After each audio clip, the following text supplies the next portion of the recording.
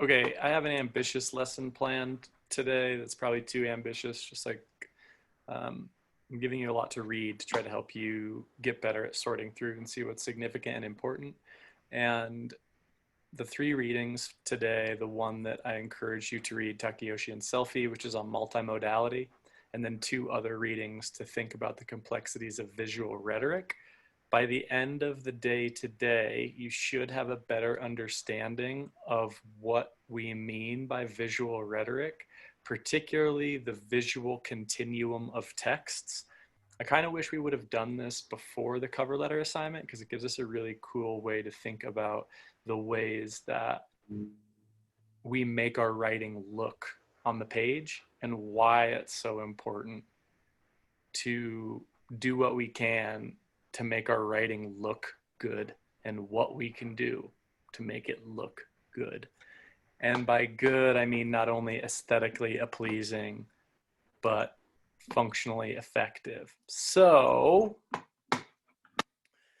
recommending Stories of Your Life and Other Stories by Ted Chiang. It's freaking, I've only gotten through two of the stories, and the second one was one of the coolest things I've read. It was amazing. Okay. Here's what we're doing today. First, I'd like to review what we've learned about cover letters and good writing. We are halfway through week 7, which means we're like halfway through the course. And the first half of this course is really meant to be a foundation for thinking about how to get better at writing on the whole and how to move forward after this course. So I do want to take a little bit of time to review what we've learned about cover letters and what good writing looks like. I want to look at Rebekka Anderson, The Visual Continuum of Texts, and give you the notes that you need on that to kind of highlight what I think is interesting from that piece and make sure that that you got, if you did try to read it, what I think was so important out of it. And then we're going to look at Takayoshi and SELFE and how they organize the writing, what the argument is, and then that's going to set us up for Friday's work. If there's time or if it comes up, I do want to kind of consider BLAIR, the possibility of visual argument. And I did a little work on preparing to think about the special features of visual argumentation, but I don't think we're going to get to this. It seems ambitious, and I haven't gotten to it today. So we're just going to do the first 3 things. What I want to do in that regard to make my point is, let's see if we can do a side by side. You know what? I'm just going to do it, whatever.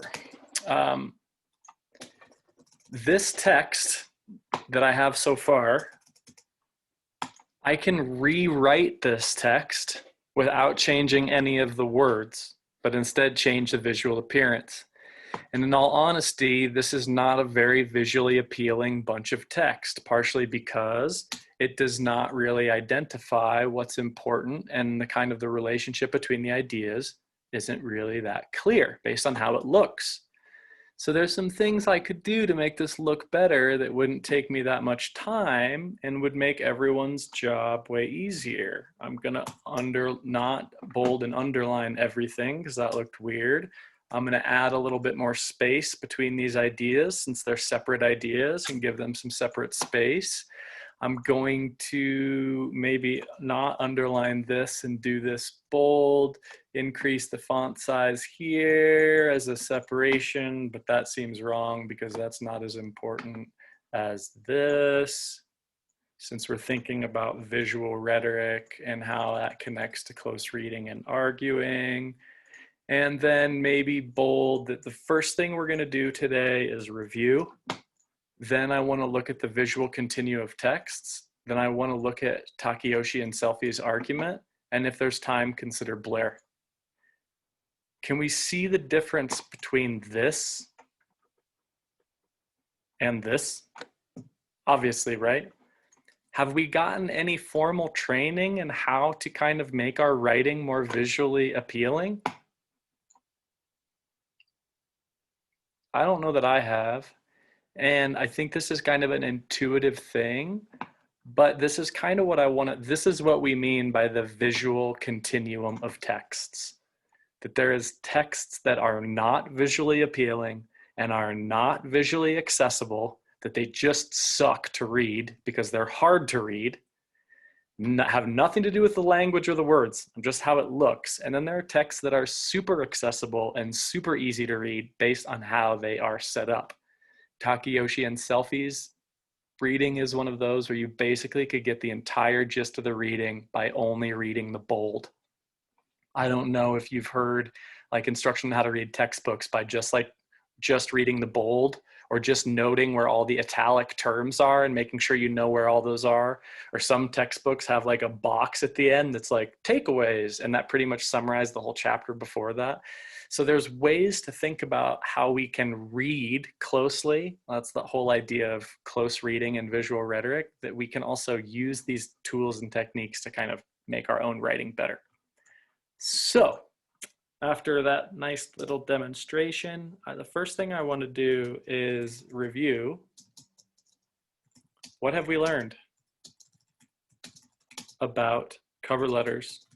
How did that go? / what is this? What does that teach us? What have we learned about good writing? So this is kind of like midway semester in review. And I'm just curious, in your own words, where are we at with all that? What have we learned so far?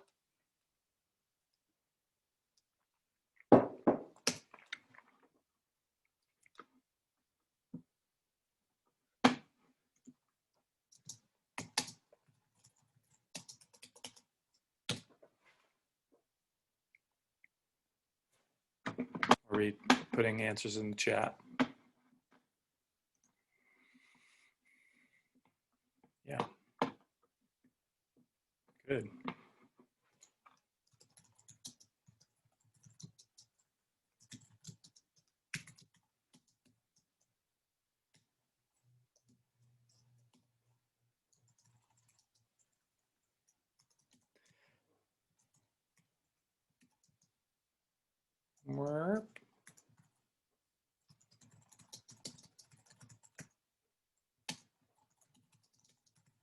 Writing to a specific company in a specific position. Picking out keywords and phrases.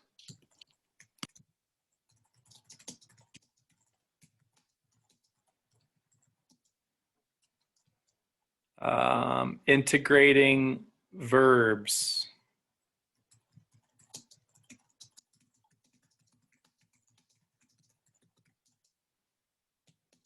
Being specific.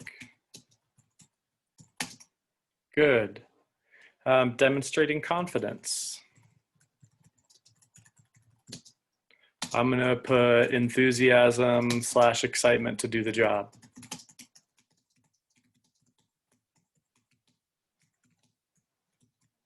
Oh.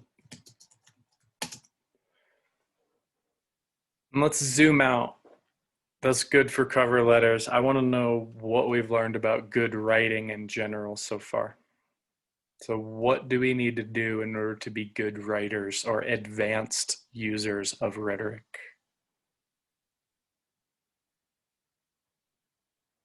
And I could hear your voices too.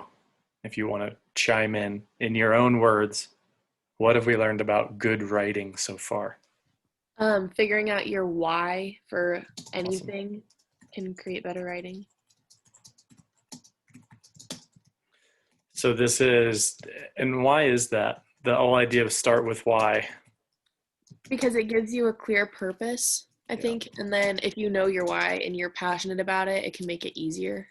Yes, good. That's not what I would have said, and that's really great because it clarifies your purpose, makes your writing easier. There's another sense that it's emotionally convincing, that we're interested in other people's whys. I don't really care that you're a human health and family development major. Doesn't make any difference to me. What makes a difference to me is that you would like to help little kids become the best version of themselves. Or I don't know what it is. I don't know why you're doing what you're doing. That's more interesting. So you're right that is a sense of pathos, or that it is important to start with why. Good. Other ones. Thank you, Ella.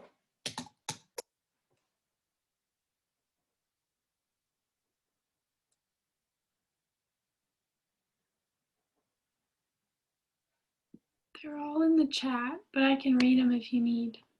Yeah, good. It says knowing the audience, being direct, and then knowing the exigence and constraints and with purpose.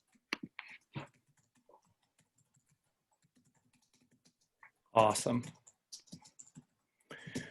Let's unpack these just a little bit to make sure. Thank you, Maddie. Knowing the audience, what is that? Why do we do that? What does that mean? I don't remember which writing it was, but they were talking about how when you edit people's papers, like you have to think about the audience that you're like editing for, I guess. Yep. And why should we do that? Why care about the audience that's going to read the work? I mean, in my personal opinion, if something's not written directed towards like someone in my generation or like my major or something, I'm not going to really be interested in it and it won't make much sense. So it's really the audience is the one that's deciding. And so much of our writing that we do is for a particular audience. And that really, to understand, I mean, I said this kind of at the beginning of the course, but the audience is everything. It so much determines what matters and what doesn't matter. Why do we want to be direct in that sense? And if I said, I actually really like this as a way to introduce this idea. If I said all audiences, or let me see. Yeah, that's fine, whatever.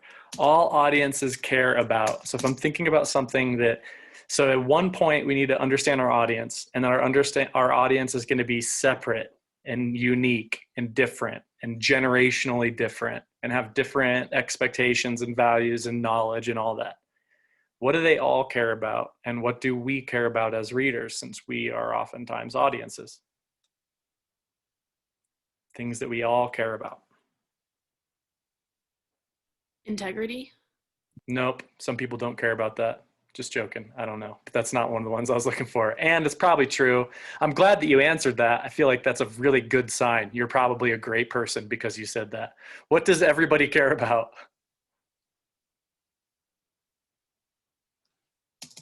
Themselves. Great. Yeah, okay, I agree. This is good. That's hilarious. Yes and yes.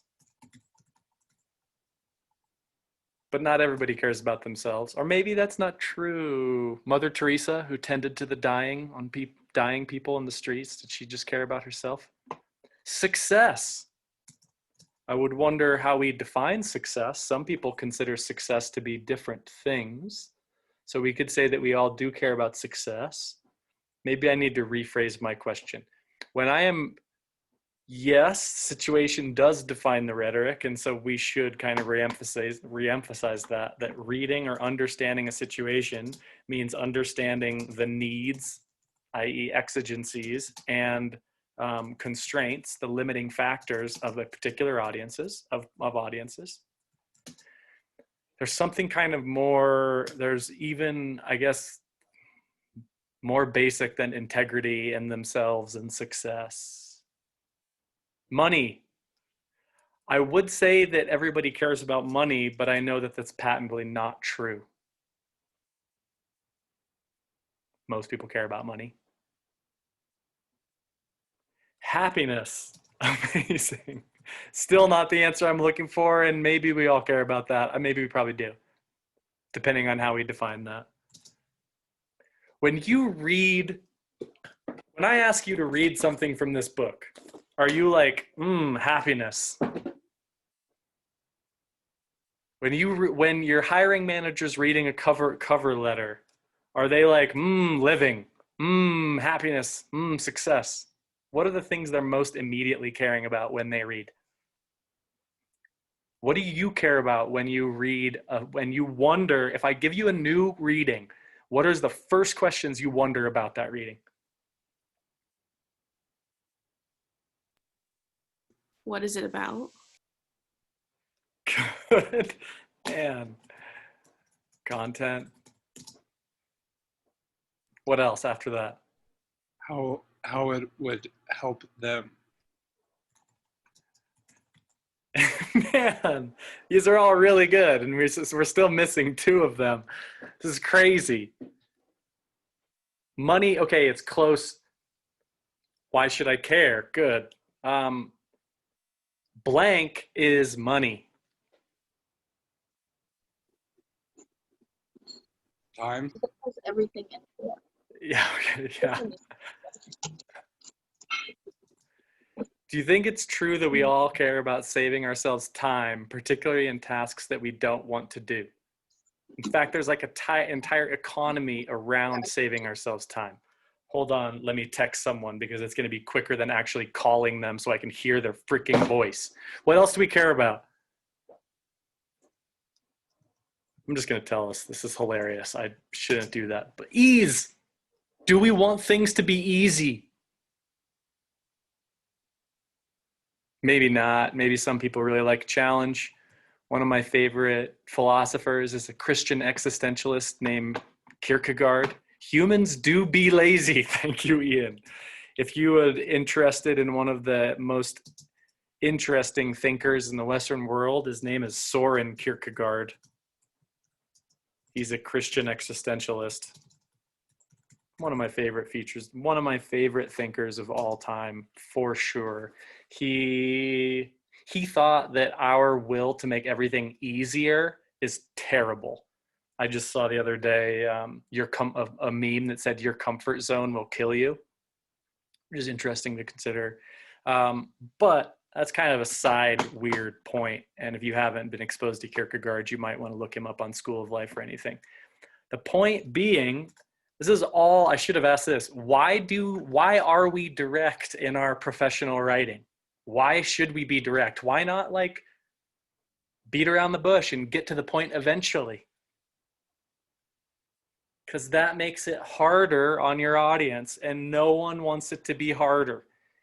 It makes it more time consuming on the audience, and no one wants it to take more time. So I wonder when you're assigning or figuring out something to read, do you think about how much time it's going to take you? It's kind of like a basic thing. And do you think about how hard it's going to be to get the meaning out of it? Maybe not. Maybe I'm wrong about this. But I do think this is something that we all care about, at least in professional writing. Remember the ironclad rule of writing. Anybody remember this? It's always treat your audience's time as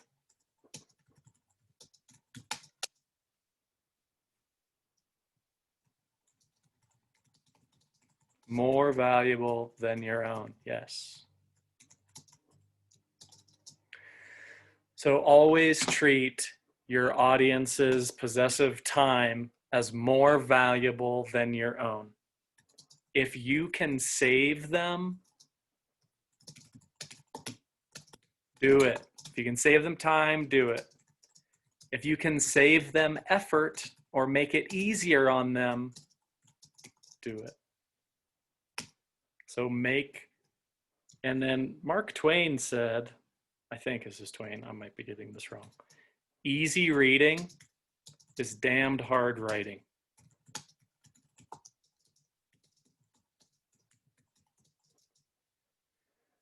Do we agree that if, especially like I saw some cover letters that you guys were communicating a lot of information that you wanted to convey, and it is hard to make that writing easy to read, especially easy to read for someone else that doesn't have the background that you have in communicating your information.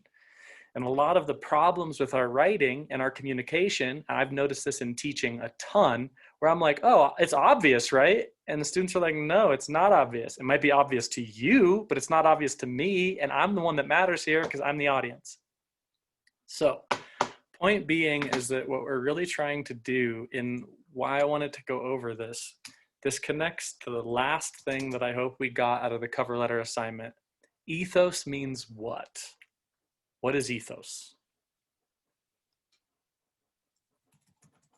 Credibility, also known as trustworthiness, also referred to as character. How do we build ethos? How do we get people to trust us? Does anybody remember this? There's those 3 good words. Remember anybody remember one of them?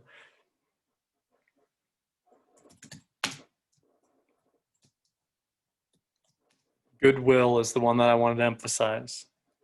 If you care about helping other people, good sense is another one. They also said it could be a good moral sense. And good character, good understanding. I think I might be missing this too. Whatever. I definitely remember that goodwill is one of them. How do you establish goodwill in your writing? You make it clear that you have done everything you can to make it easier on your audience. You do everything you can to tell them in so many ways, look, I care about you. You're not going to write a cover letter like I care about you, like I care for a lover or a friend. You're going to care about you because I want you to succeed. I want this to be easy on you. And in fact, in this sense, the cover letter is like an offering.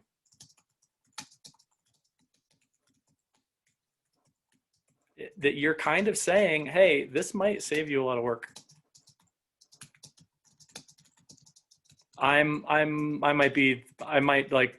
know hiring is tough. It's me that you want. We'll just make it easy on us all. Okay. This key is one way that you establish common ground. You establish connection. And what I want to go over today in terms of the visual continuity of texts is that we do this in the way that we visually organize our texts. If I just give you a giant, the way this was, where it was just this giant block and it was all formatted the same, what does this subliminally tell you? I don't care. I don't care enough to separate these out and make it easy on you to read and think about, you know what, like what's really important here is that we're going to review and we're going to look at the visual continuum of texts. Don't worry about the rest of it. Like if you want to read it, it's there, but I'm going to just put the stuff in bold that you really need to see. Okay. Did I miss anything on what we've learned so far? Notice picking out keywords and phrases makes it easy on them. Writing to a specific company and specific position makes it easy on them to know whether or not you're going to fit. Integrating verbs to show off your skills and being specific makes it easy on them because they know whether or not you have what it takes to do the job. Demonstrating confidence and excitement, enthusiasm to do what you're going to do makes it easy on them since those are the kind of people they want to work with and they don't want to mistake. They don't, right? Okay. Questions, comments, anything from this list I'm missing? Humans do be lazy. It's fantastic.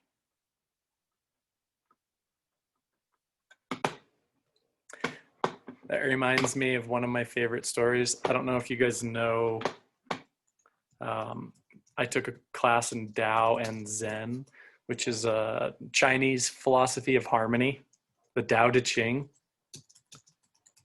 One of the most far out books ever written. It was written in 600 BCE in China. Totally digressing here, but basically took a course in Tao and Zen is all about the nonverbal communication of enlightenment. And this is a 300 level philosophy course with my favorite teacher ever, Jim Boyd. And we had to turn in a term paper at the end on Zen philosophy, which is the nonverbal or non-language communication of enlightenment. And one of my buddies went to we've turned in our papers physically, and he went to the front of the room. It was like a 5 to 7 page paper. And he just turned in a blank sheet of paper and was like, here you go. And the teacher was like, this will not do. It's not gonna work. And he did have a paper, but it's freaking hilarious. Okay, I digress. Sorry, I get too excited. Let's go to number 2, or anything else that I miss. Any other big lessons? I think that's pretty good. I would ask you, if you're taking notes on this, to figure out what of this is most important to you and like kind of put a star next to that. And let's move on. Okay, so enter with that kind of as a backdrop, thinking about what makes the audience's job easy. Rebecca Anderson comes in. Am I spelling her name wrong? I think so. We'll just do Anderson. The visual rhetoric as a close reading strategy.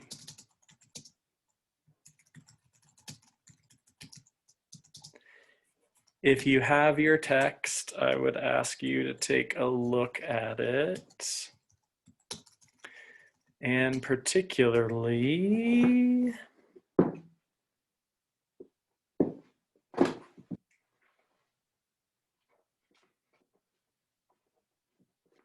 oh, where did it go?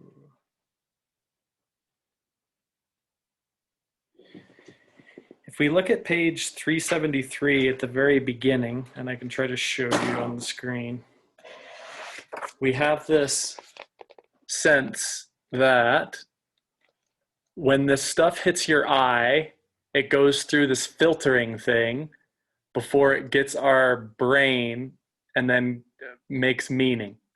And at the end of this cycle, we have reason, emotion, and credibility. But before it gets there, it hits our visual input: color, layout, shapes, typography, nature, and architecture.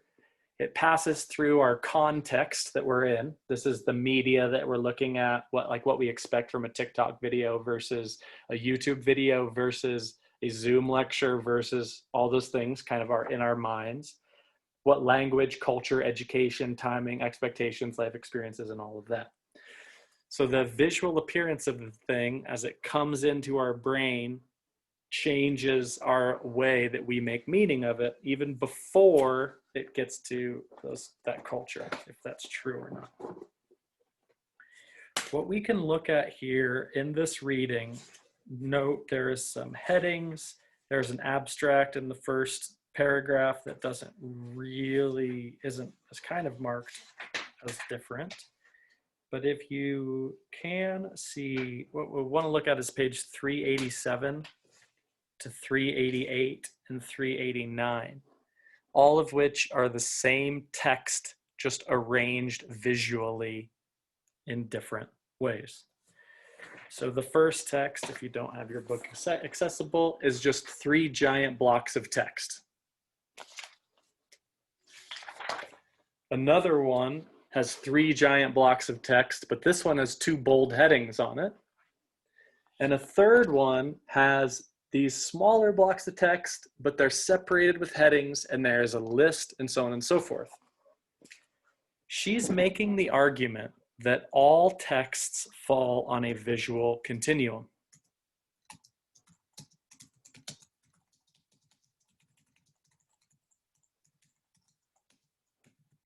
Some are more visually informative than others.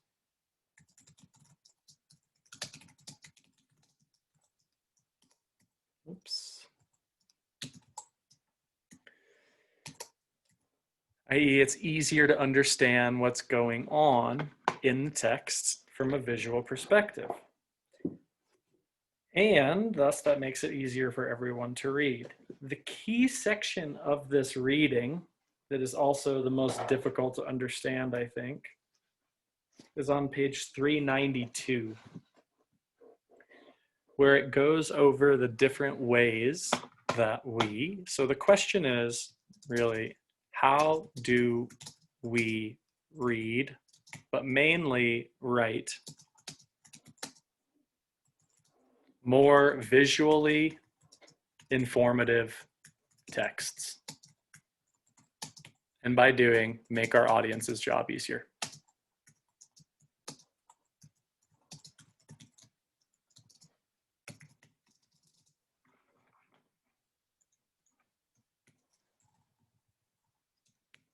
So how do we write more visually informative texts? And I could ask you already right now, what kinds of things do you do to make your text visually appealing? Notice this is part of writing, but it has nothing to do with the words that you use or the order that you put them in. Maybe it does it a little bit, but we're talking just about the visual cues. Maybe that's another way to say it. What visual cues can we use? What visual cues do we already use? And then let's discuss.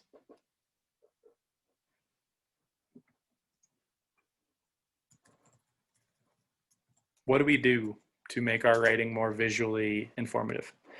Yay, okay, so we've got a couple here already. The main one that we already use is paragraphing.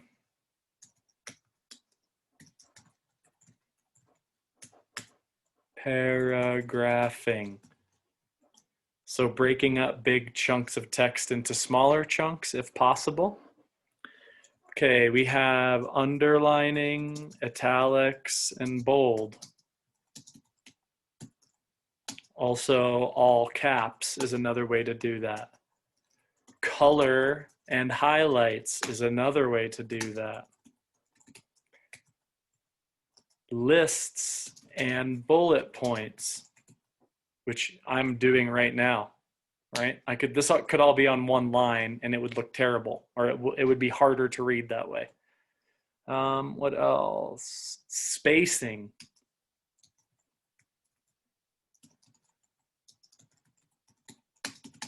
I'm going to call this use of white space on the page. So everywhere on the page that's white. So line spacing, margins, layout, and use of white space. Very good. Whoops. Underlining, italics, and bold. Color. Oh, that was a bad color choice. Ooh, that's even more terrible. Why is this so bad? It's hard to read. Good. Yeah, exactly. If it's hard to read, it's not good. Again, we're trying to make this as easy as possible. Font selection and font size.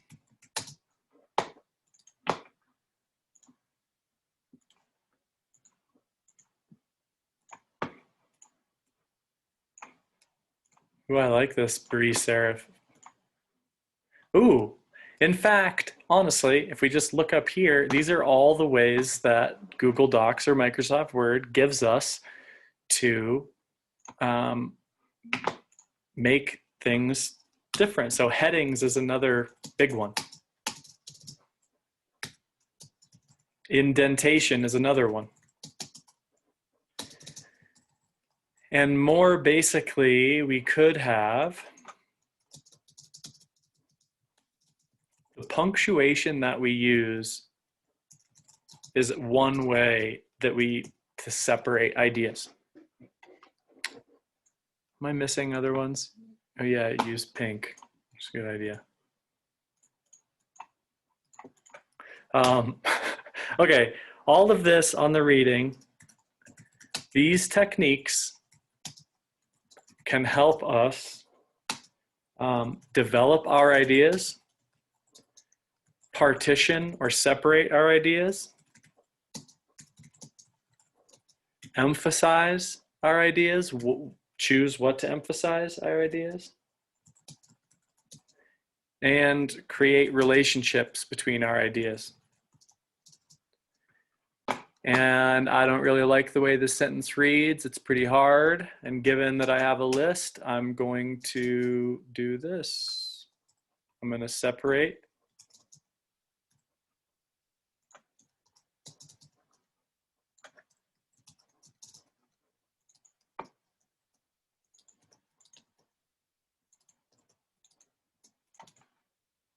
Okay, so I guess why this matters and how another way to think about this, what shouldn't we do?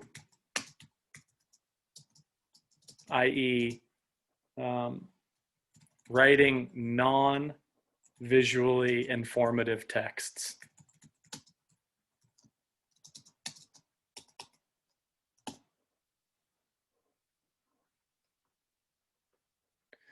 So if I can use line spacing margins, use of white space, paragraphing, punctuation, changing, using different ways to emphasize different ideas, all of that. Just want to be wary.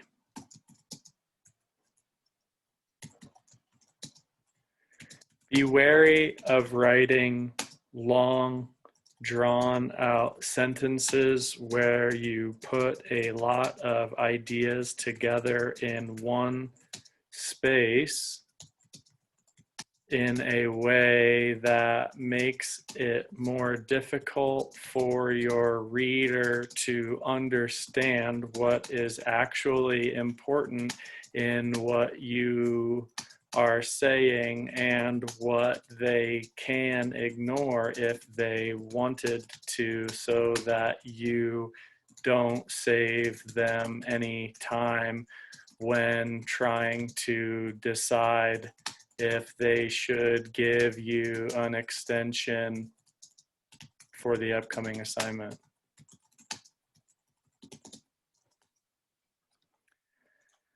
Okay, have I made my point? Do we get it? All right, then let's look at Takayoshi and SELFE.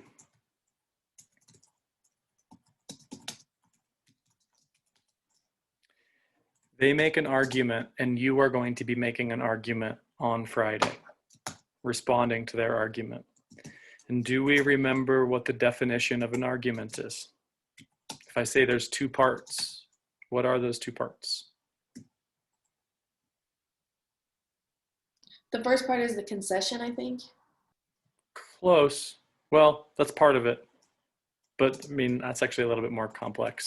You really just need a claim and reasons. If we're going to go deeper, there is usually a counter argument and then either a concession or a refutation that responds to the counter argument. But you really, in order to have an argument, technically speaking, you only need two parts. You only need a claim supported by reasons. This claim is also known as the thesis.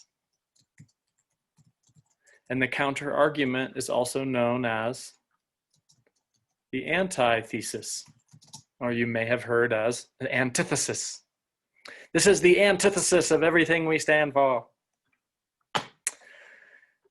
Okay, one of the things I like about Takayoshi and SELFE is that there is a very clear claim and very clear reasons for that claim.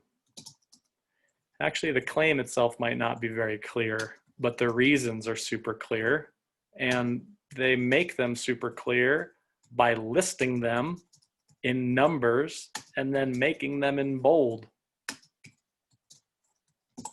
So what was the claim that Takayoshi and SELFE are making?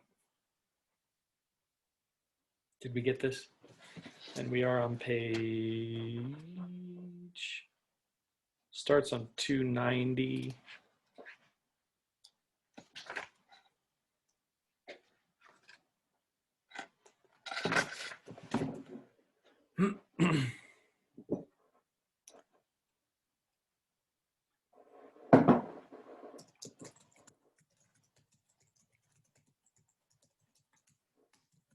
Composition teachers and composition programs should, how did we put it? Emphasize or pay more attention to multimodal rhetoric.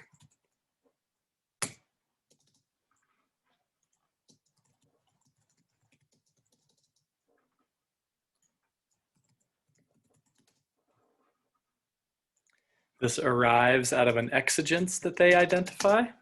The problem is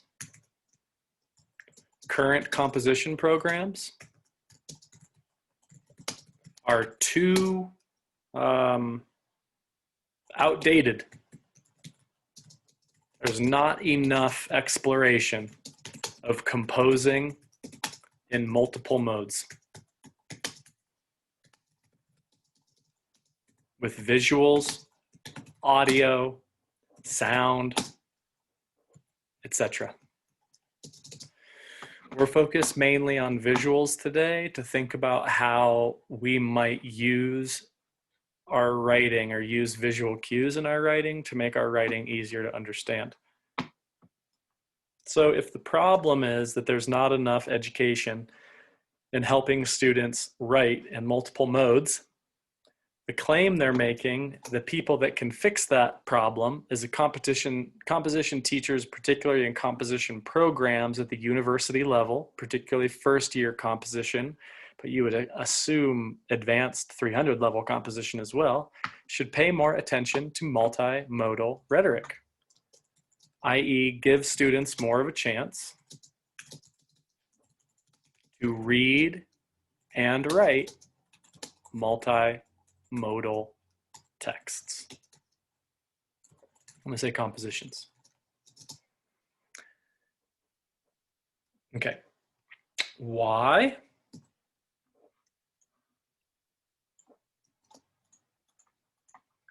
Reason one, it says, in an increasingly technological world, students need to be, this is in bold on 293, students need to be experienced and skilled, not only in reading and consuming, so we have increasingly technological world.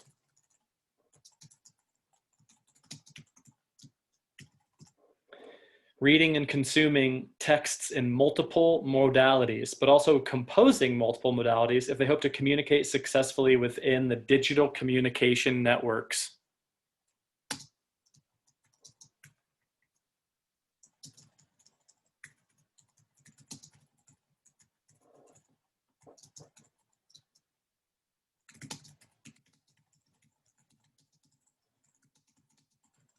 That characterize the workplace.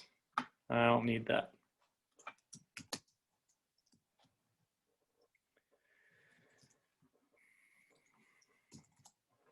So increasingly technological world, students need to communicate successfully within digital communication networks. So on 293. Second reason on 294, and the third reason's on 294. If composition is to stay relevant,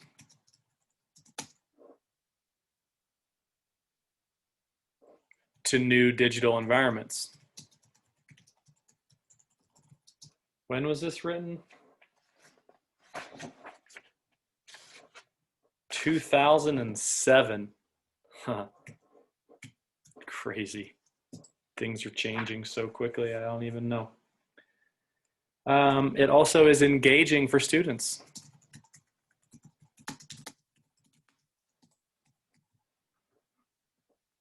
Say multimodal texts are engaging to students. And 296 and 295 gives us 4 and 5 in bold. Audio and visual composing requires, this also requires attention to rhetorical situation. And reason number 5, it is one way to meet teaching goals.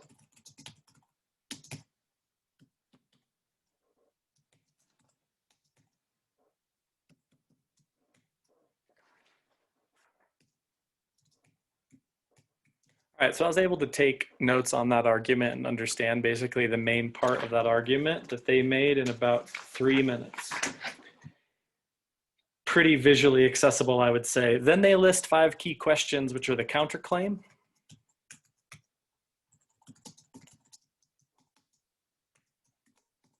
And that is, am I really teaching, is this really composition?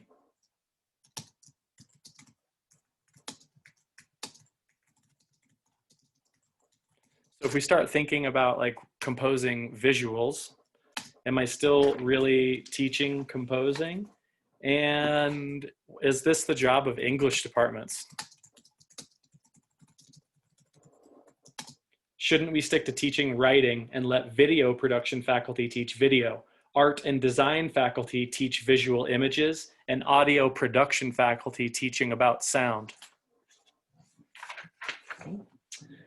When you add a focus on multimodality to a composition class, what do we give up? If I teach multimodal composition, will the focus of technology distract in significant ways from the focus on rhetorically based composition instruction? Well, I have to be a technology expert.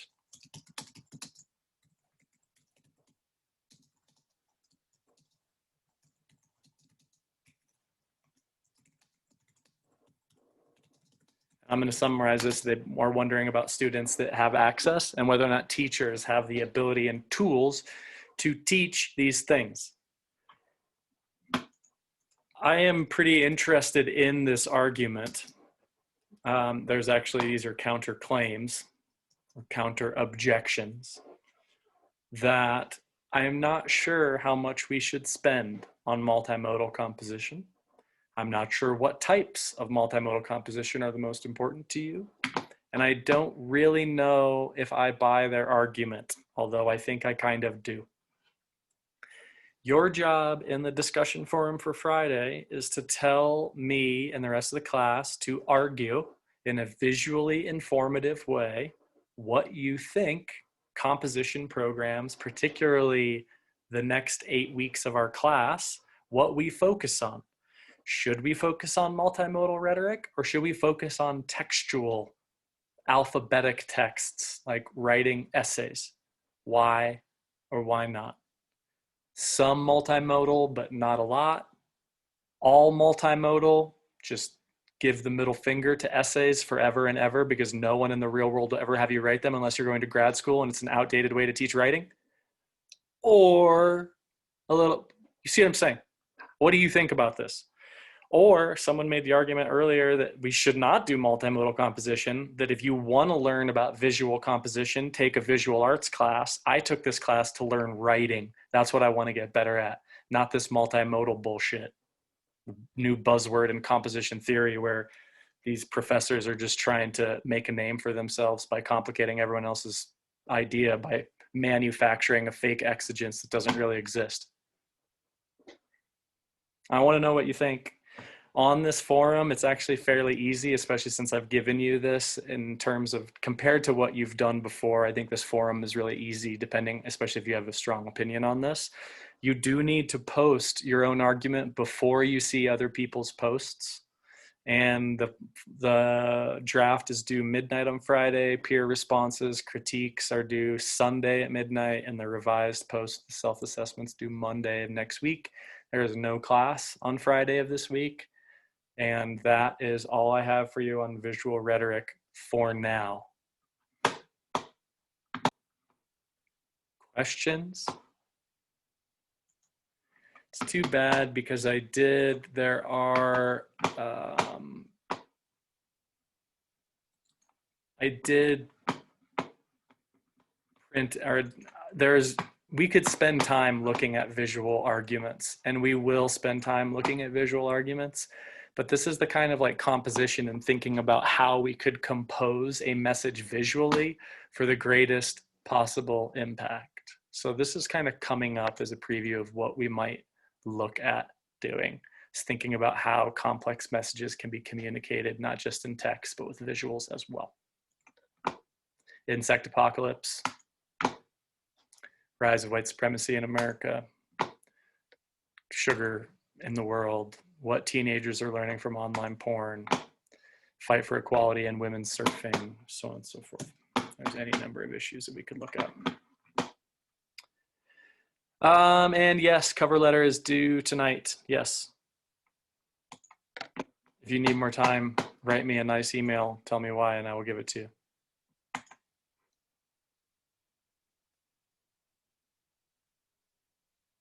All right. Oh yeah, I'm gonna turn this off.